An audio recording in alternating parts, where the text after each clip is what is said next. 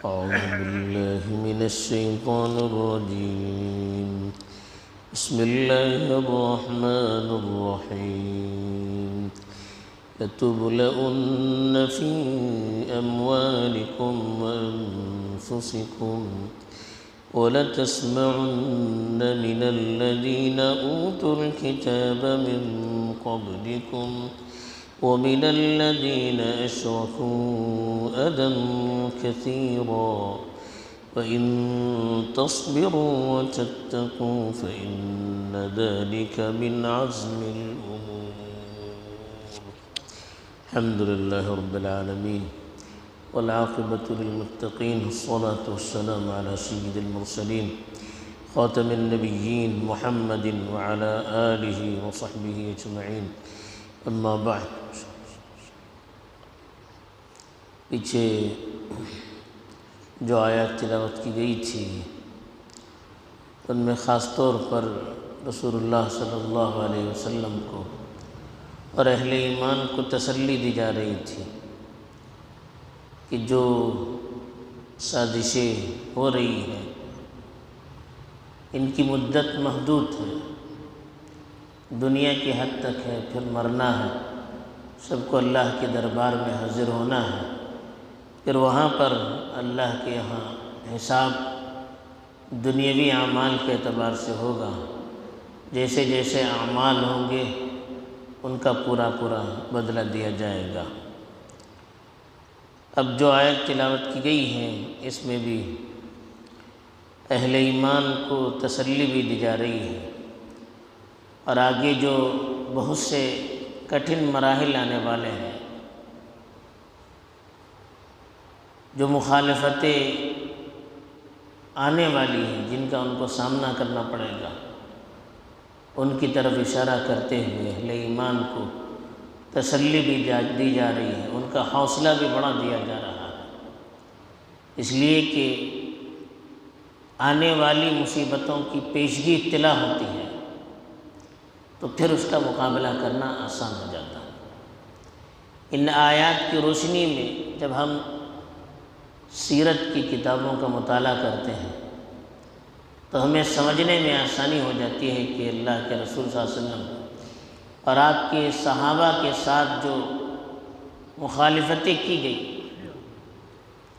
جس طرح کے حالات سے ان کو گزرنا پڑا، اس کا مقصد کیا تھا، اللہ تعالیٰ کے پیش نظر کیا چیز تھی، ان مراحل سے گزار کر کتنے بڑے مقام تک اللہ تعالیٰ ان کو پہنچانا چاہتا تھا، اس آیت کی روشنی میں ہم سمجھ سکتے ہیں. اسی لیے اللہ نے کہا لَتُبْلَؤُنَّ، تمہیں ضرور بضرور آزمایا جائے گا. بلا کہتے ہیں آزمائش. جو بھی مصیبت آتی ہے، جو بھی پریشانی آتی ہے، خاص طور پر اہل ایمان پر، اس کا مقصد یہ ہوتا ہے کہ ان کو پرکھا جائے، آزمایا جائے کہ ان کے ایمان کے اندر کتنی طاقت ہے، وہ اپنے ایمان کے دعوے میں کتنے سچے ہیں. نارمل جب حالات ہوتے ہیں تو سب کو دین پر عمل کرنا آسان ہوتا ہے، دین کے نعرے لگانا آسان ہو جاتا ہے. اصل حقیقت کب سامنے آتی ہے؟ جب امتحان ہوتا ہے، جب حالات آتے ہیں، ہر طرف سے مخالفتیں ہوتی ہیں، تکلیفیں دی جاتی ہیں، تب پتہ چلتا ہے کہ کون اصل مومن ہے اور کون نقلی مومن ہے، کون سچے ہیں کون جھوٹے ہیں، کن کے دل میں ایمان بسا ہوا ہے اور کون صرف زبانی کہتے ہیں. یہ فرق کب ہوتا ہے؟ جب امتحان ہوتا ہے، آزمائش ہوتی ہے، جب مصیبتوں کا سامنا کرنا پڑتا ہے. اسی لیے اللہ تعالیٰ نے اہل ایمان کو خطاب کر کے کہا لَتُبْلَؤُنَّ، تمہیں ضرور بضرور آزمایا جائے گا.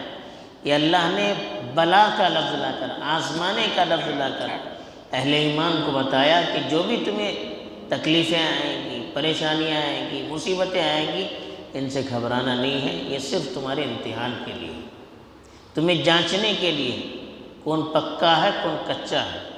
اسی لیے کہا لَتُبْلَؤُنَّ، تمہیں ضرور بضرور آزمایا جائے گا، فی اموالکم، تمہارے مال میں، وانفسکم، اور تمہاری خود اپنی جانوں میں۔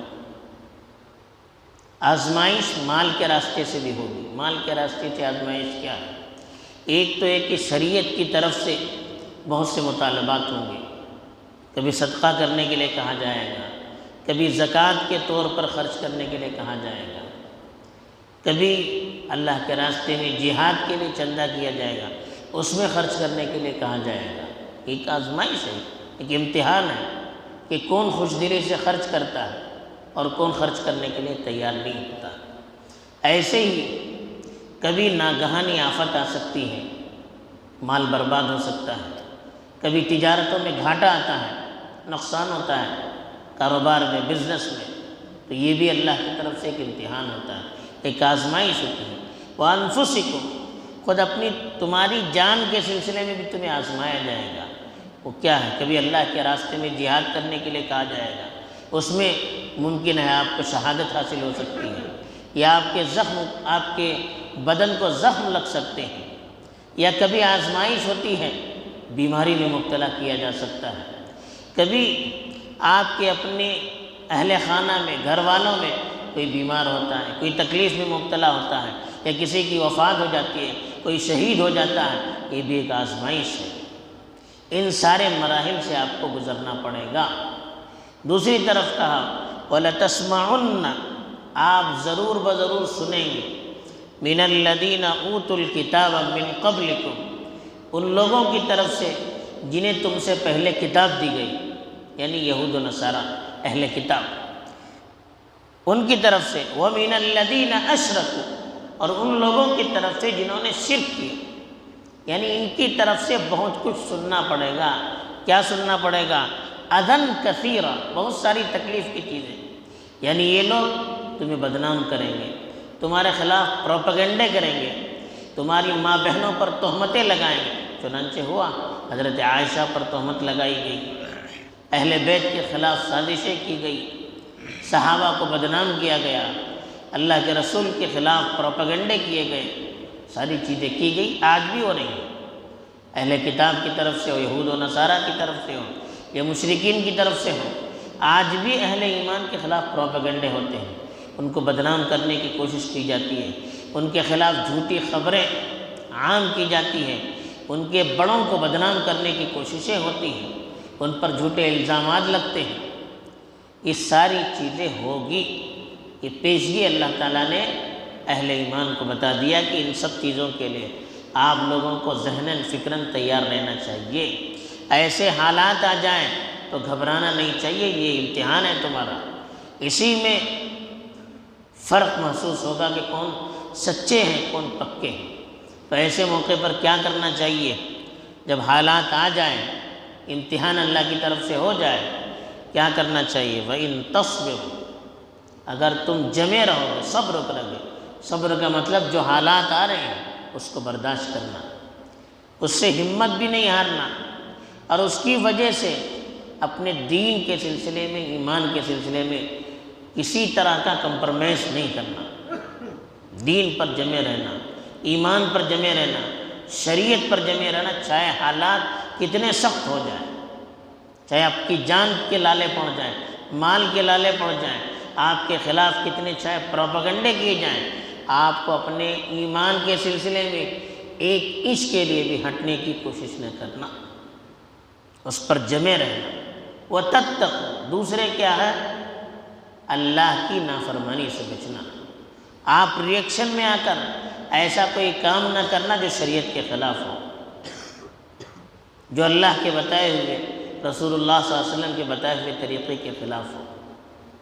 تو یہ دو چیزیں ہوں گی، ایک تو جتنی بھی مخالفتیں ہوں آپ کو اپنے موقف پر، اپنے اسٹینڈ پر جمے رہنا ہے، ذرا برابر پیچھے نہیں ہٹنا ہے، ہر چیز کو برداشت کرنا ہے، ہمت نہیں ہارنا ہے، اور دوسرے کیسے بھی حالات آ جائیں شریعت سے ہٹنا نہیں، شریعت پر جمے رہنا، اور اللہ کی اطاعت کرتے رہنا، اللہ کی نافرمانی سے بچتے رہنا۔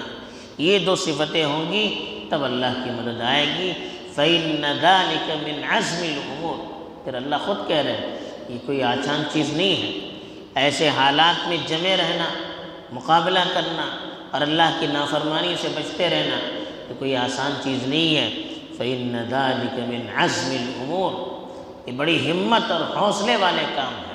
عزم کہتے ہیں پختہ ارادہ جب تک نہ ہو، دل مضبوط نہ ہو، تب تک اس طرح کے کام نہیں ہو سکتے۔ یہ بڑی قربانی کا کام ہے، بڑے عزم و حوصلے کا کام ہے۔